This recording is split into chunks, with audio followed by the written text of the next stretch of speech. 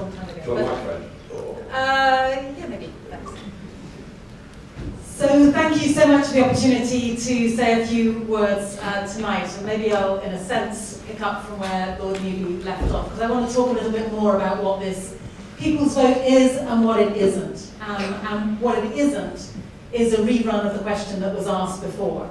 And I think it's really important that we're very clear that what this is basically giving people the opportunity to look at the small print of whatever Theresa May brings back from Brussels, if she does bring back something, or if she doesn't in the case of no deal, that we are given the opportunity to have a say on what that actually means for our country.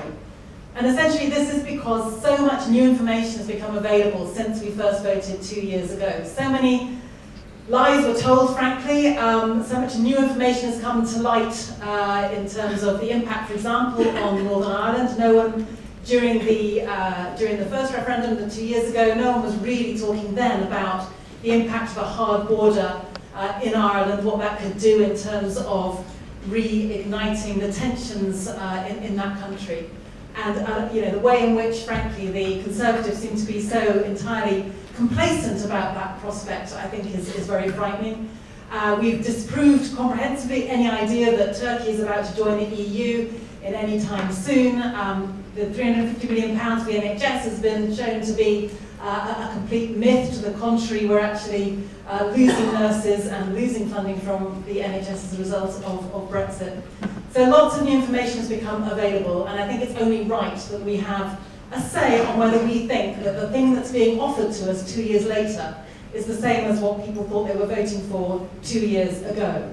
You know, it's a bit as if we were offered this amazingly beautiful mansion, you know, with a fountain in the garden and everything was wonderful, and actually what we're being offered is a hovel with dodgy wiring and a leaking roof. And in that case, I think it is right that we have the opportunity to say, hang on a minute, that's not what we signed up for. We want to say for the future. Now, again and again, you'll hear the words said by the Brexiteers that Brexit is the will of the people. And I think it's worth just exploring that in a bit more detail. First of all, the will of which people? And as Lord Newby has already pointed out, it certainly isn't the will of the vast majority of young people, you, who will be living with the consequences of Brexit for the longest time. So it isn't the will of young people. I feel deeply concerned about what I think is rightly said to be what is essentially an act of intergenerational theft. When you think about the way in which young people's horizons, I think, are going to be closed down by Brexit. And one of the things that the Green Party is proudly standing up for is the right to free movement. We don't think we should be apologising for that. We think it is an amazing gift to be able to study and to work and to live and to love in 27 other countries. We benefited from that. We don't think it's right to close the door on young people being able to benefit from that. To the contrary, we want to extend that right more widely.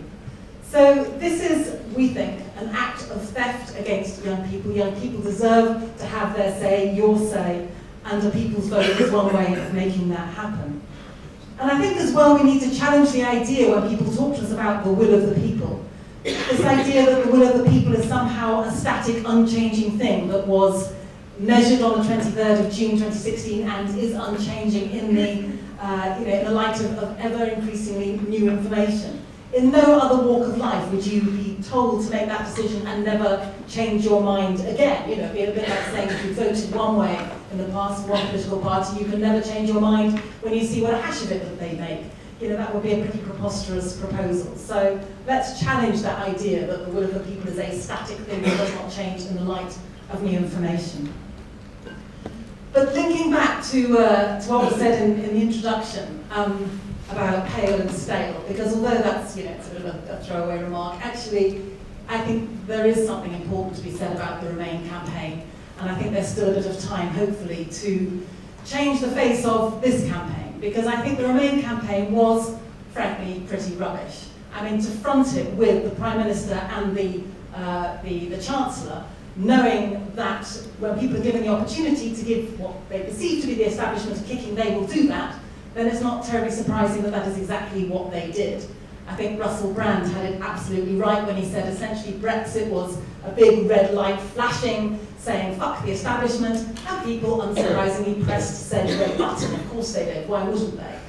But we need to reframe what this whole discussion and debate is about. And I just want to really pay tribute to OFOC, to FFS, all of the young people's organisations that are actually kind of claiming this space now and saying, hang on a minute, this debate is about our futures and we want a voice in it. And to the extent to which we can diversify the faces and the voices that are associated with our campaign, then I think we'll have a better chance of winning it. But I want to say something also about this campaign, because I think it's incredibly important that the People's Vote campaign doesn't give the impression that we think that the last 2 years didn't exist, that we're just turning the clock back to the 22nd of June 2016 and assuming that the last 2 years have been some kind of moment of collective madness and we're all now sobering up and carrying on with business as usual. Because what's happened over the past 2 years is hugely important.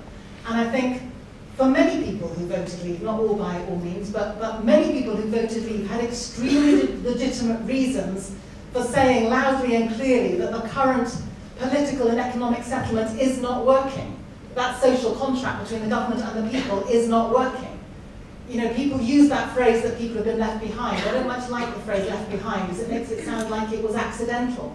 I actually think that the model of the economy that we have right now depends on there being winners and losers.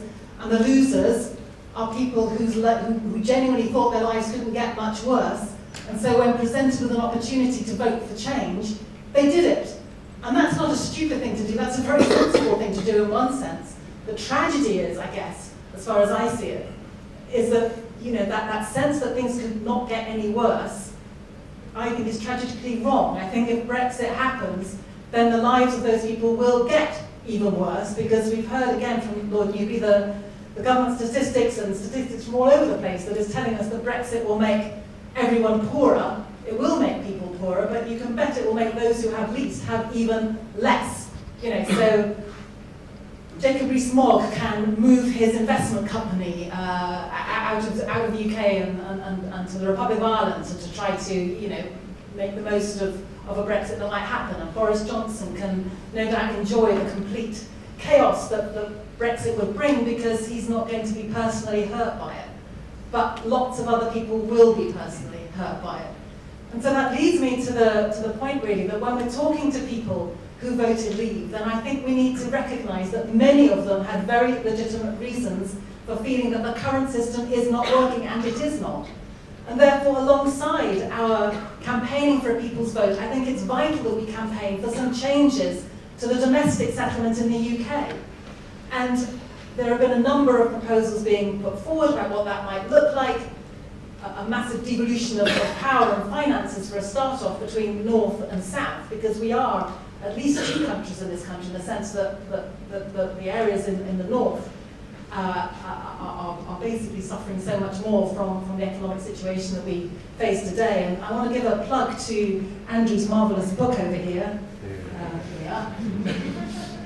He didn't even ask me to do that. Special discount rate for finance. Honestly, it's a fantastic book written by Andrew Adonis and Will Hutton. And one of the things that I picked up out of it was a figure that I think I've got right, you'll correct me if I haven't, but it was looking at the evidence from the Commission on Social Mobility that was looking at the 30 places in the UK that have the worst social mobility. And every single one of those 30 places voted for Brexit. Now, I don't think that's some kind of aberration or accident. I think there is a correlation between people feeling as if their economic situation is pretty awful and sensing that they needed to change that. Yes, they do need to change that. They were right about that. And so I think it's incumbent upon us to be putting forward at least some proposals for how we would seek to address that, whether that is through a devolution of power, whether it's through massive more funding, whether it's through some kind of migration impact fund, in other words, in those areas that are experiencing a rapid influx of people, then because we know perfectly well that EU migrants bring far more into the tax system than they take out, the point is that the places where some of those migrants are not the places that actually benefit from that tax take, so let's ring fence it and make sure they do benefit from it, and let's make sure, even more to the point, that those areas have a say on how that money is spent. You know, it's interesting when looking at the places that voted to leave. Some of them were places that were in receipt of large amounts of EU money, places in Wales, for example. But I guess the point is that most people either didn't know that they were receiving vast amounts of EU money, or more crucially, had absolutely no say on how that EU money was being spent. So let's learn from that and make sure that we have processes whereby people in those areas can have a very direct say in how that kind of financing is used. There are all kinds of examples around the world of participative budgeting, and we can make the most of that and make sure that people feel that they have some agency in their lives again, because I think that's what lots of this comes down to. I would also say, and perhaps you'd expect me to say this, but it feels to me that you could make an argument that if we had had a fairer voting system in this country for many years, perhaps the pressure cooker process of that referendum would not have led to the Brexit vote. In other words, governments would have had to have listened to people much sooner, because the electoral system would have forced them to. If they hadn't, they would have lost their seats.